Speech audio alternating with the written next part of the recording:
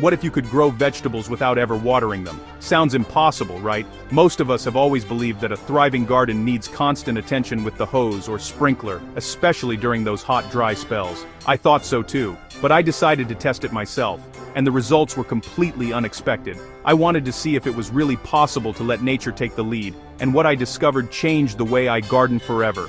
Hey, I'm the Soil Doctor, and today I'm diving into the world of low-maintenance, water-smart gardening. If you're tired of dragging hoses around or worried about water bills, you're going to want to stick around for this. I wanted to see what really happens when plants rely solely on the moisture in the soil. No hoses, no sprinklers, just nature doing its thing. Could a garden really survive or even thrive with zero extra watering? Let's start with the foundation, the soil and the bed. This is where the magic begins. I set up a deep raised bed, packed with rich, microbe-active soil. The deeper the bed, the more room roots have to search for moisture, and the more organic matter you add, the better the soil holds on to water. On top, I spread a thick blanket of mulch. Mulch is like a secret weapon for gardeners. It keeps the soil cool, slows down evaporation, and even helps feed the soil as it breaks down. This setup isn't just for looks, it's a powerhouse for moisture retention and healthy roots. The combination of deep living soil and mulch creates a microclimate that supports your plants even in dry weather. Next up, plant selection.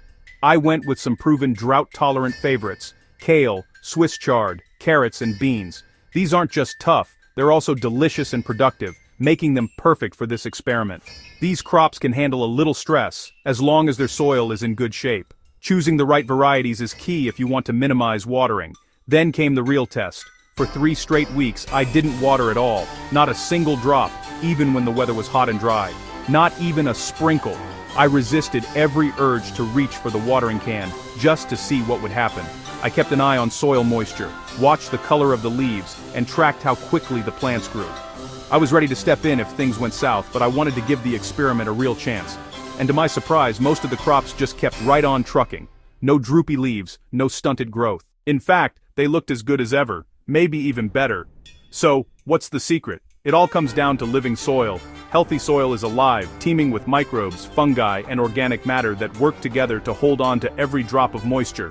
That thick mulch acts like a shield, locking in moisture and blocking out the harsh sun. It's like a natural barrier that keeps the soil from drying out too quickly. Microbes in the soil help hold on to water, and worms carve little tunnels that make the soil even better at holding moisture. These tiny creatures are your garden's hidden helpers. It's like giving your plants an underground reservoir that feeds them naturally. Even when you forget the watering can, the roots can tap into this hidden moisture whenever they need it. But here's where it got really interesting. Some of the leafy greens actually grew faster.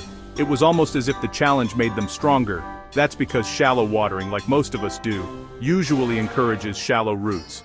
Plants don't have to work for their water, so they stay near the surface. But with no surface water, these plants push their roots deeper in search of moisture, making them sturdier and more resilient.